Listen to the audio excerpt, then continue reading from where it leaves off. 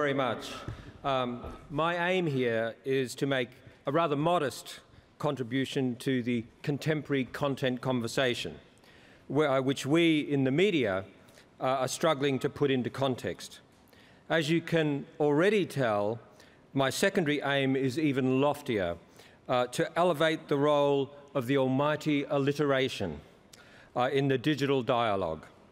I do thank very much our conference hosts for the laudable theme of coexistence and cooperation. At most digital conferences, regardless of whether in Seoul or Sydney, purveyors of content like us discover that the implied theme is not cooperation, but co-option. And why aren't we willingly cooperating with the co-opting? We in the media are certainly struggling to get our bearings. So wouldn't it be wonderful if we had a conceptual GPS to assist us? Here we are now, knowing precisely how far we are from the nearest coffee shop, ready for an email discount alert from a nearby electronic shop, and able to track random planes mid-flight. And yet in the midst of all this remarkable location technology, we have little idea where we are, or at times who we are. Sometimes our collective situation reminds me of the rather pompous passenger. I'm careful, there's an apocryphal story approaching, who allegedly fought his way rather rudely to the check-in counter at LaGuardia Airport in New York to complain loudly and vigorously about delays to his flight and a painfully, irritatingly slow-moving queue. Frustrated, angry, full of hubris, the passenger brusquely demanded immediate service from the assistant behind the counter. Dissatisfied with the response and ever angrier, the passenger then shouted at the assistant, "Do you know who I am? Do you know who I am?" Coolly, calmly, the counter assistant reached for the public address system microphone and announced, "Attention, attention.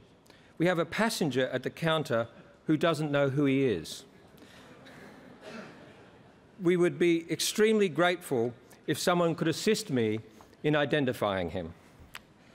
So that is the state of traditional media in the contemporary content environment, too often burdened by an overwhelming sense of entitlement, a sense of entitlement that is only exceeded by the frustration that others don't seem to appreciate our intrinsic value. The value of content has changed dramatically in the past decade, even as the platform permutations for that content have multiplied. That is also the case for the film industry, which is mulling when movies should be available for DVD release and streaming release and traditional television release, and whether those windows should be different for the US and Asia and Europe, and what is the value of that film once it becomes part of a studio's library and lives in the long tail.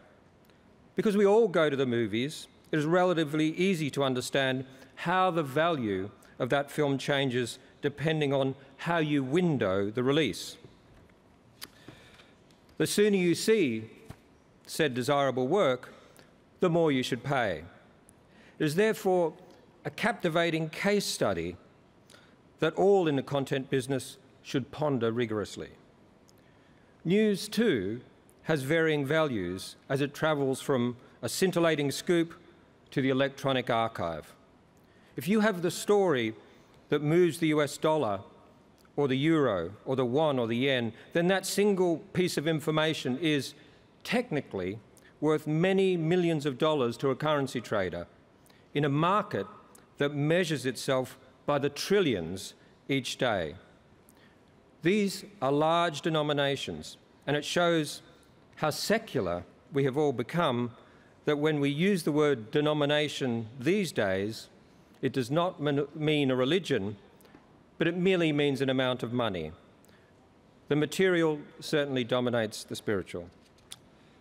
A pressing problem is that not enough journalists, and I count myself among them, understand the true worth of their work. We journalists have no lack of self-worth, but we do lack a comprehension of the fundamental value of content. And that is certainly one of contemporary content's conundrums. The creators are sure their work is socially relevant, but are blissfully oblivious of whether it is commercially relevant. These days, that blissful obliviousness has been rudely shaken by mass redundancies of reporters and by the closure of once great newspapers, which somehow lost their way by losing their audience. You could say that the media mood has swung from attitude to latitude to lassitude. And those of us who remain stricken by survivor guilt have to endure the epithets traditional media or mainstream media. There is something damning these days about those words, which embody the opposite of contemporary. They are redolent with mediocre middle age, something with which I am personally familiar, and of inevitable institutional irrelevance, which is a far from fashionable state of being. And yet we gather mere days after Facebook has itself been institutionalized, that is, listed on the stock exchange, and only a week after the very, very traditional General Motors announced that Facebook was not relevant to its contemporary advertising plans. And dare I say, shamelessly, but that was a Wall Street Journal scoop. That, by the way, by a rough calculation, Apple would be apparently worth around $3 trillion if given the same valuation as Facebook, is of itself somewhat salutary. $3 trillion is a fifth of annual US GDP and almost 3 times the GDP annual of the great country of Korea.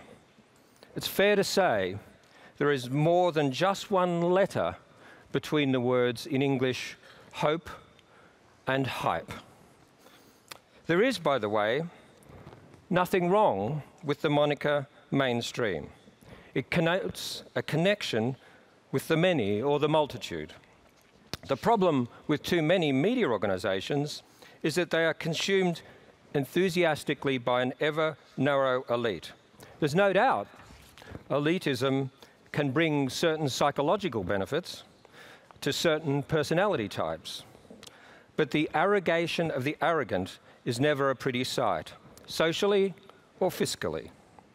The call of the journalist should be to make the complex comprehensible, to be a navigator with nous, to seek an ever larger audience for news or analysis that you genuinely consider to be important. Self-importance is the enemy of importance. So excuse a few moments of self-importance on my part.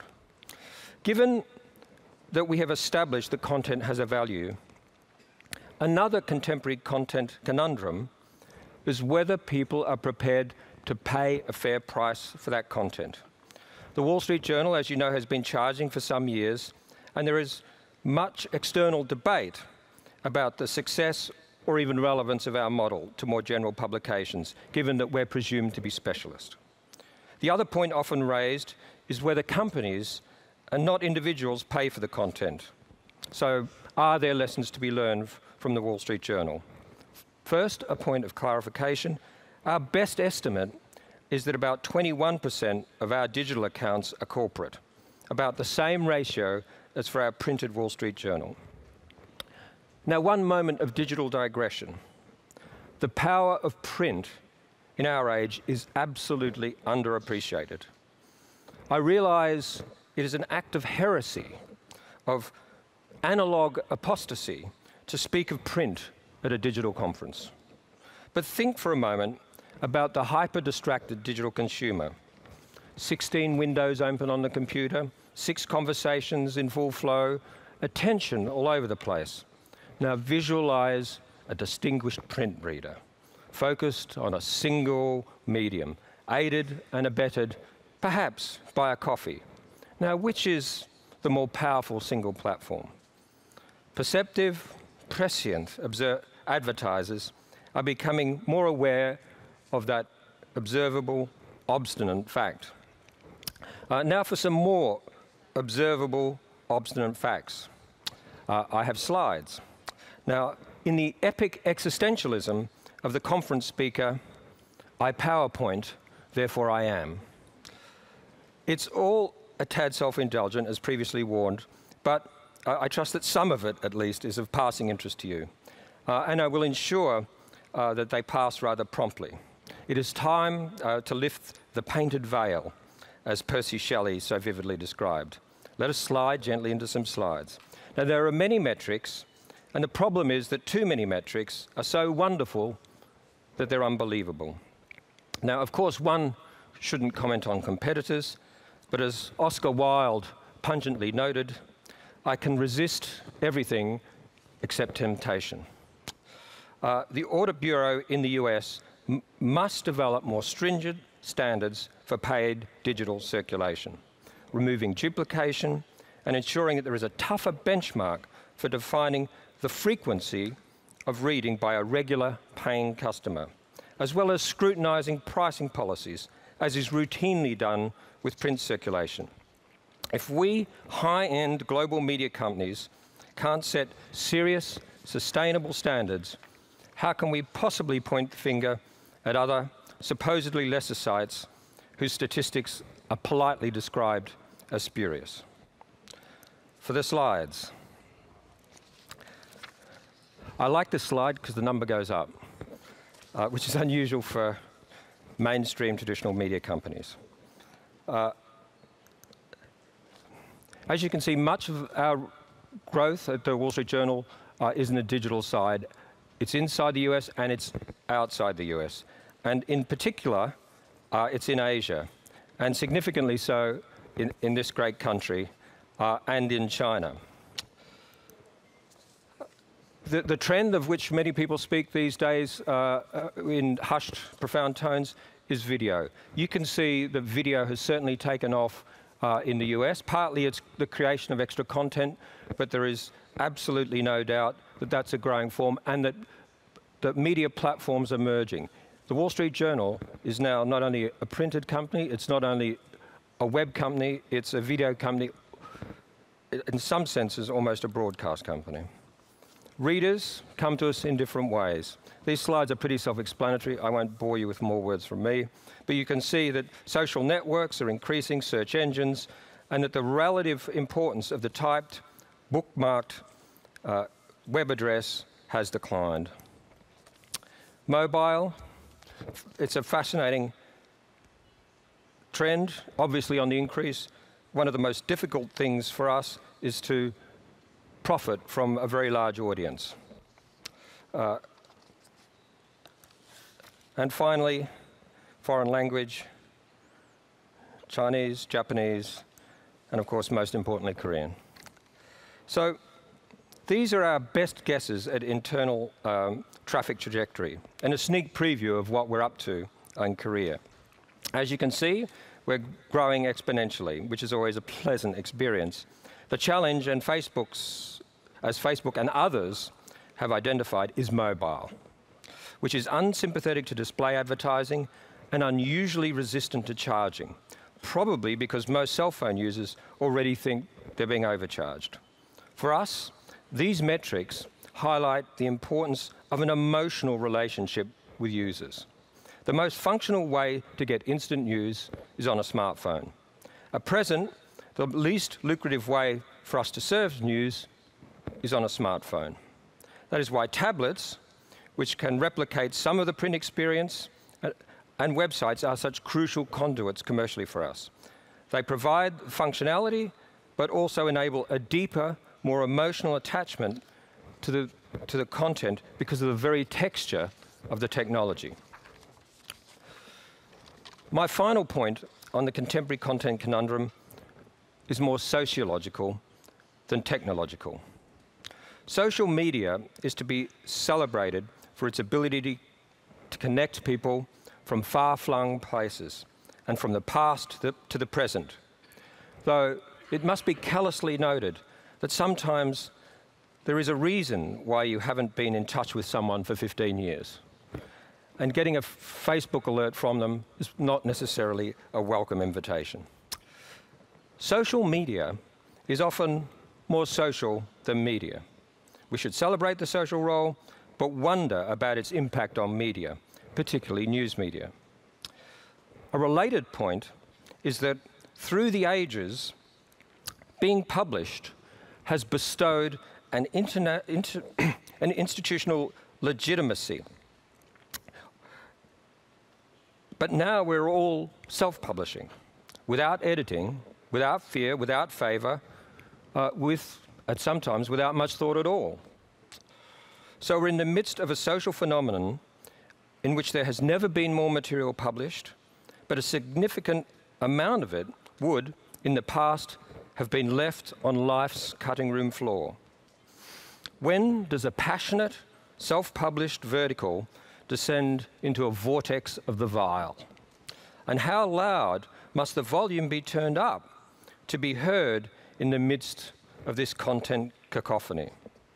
Alfred Hitchcock, commenting on another new medium, wryly observed. I can't really imitate Alfred Hitchcock, but this is what he said.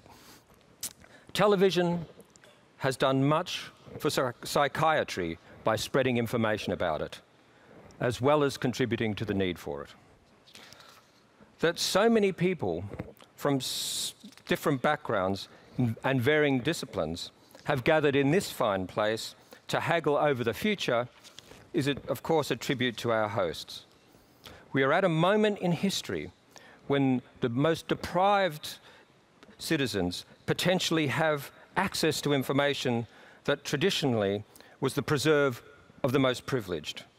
When societies, disparate as they inevitably are, have the ability to be egalitarian.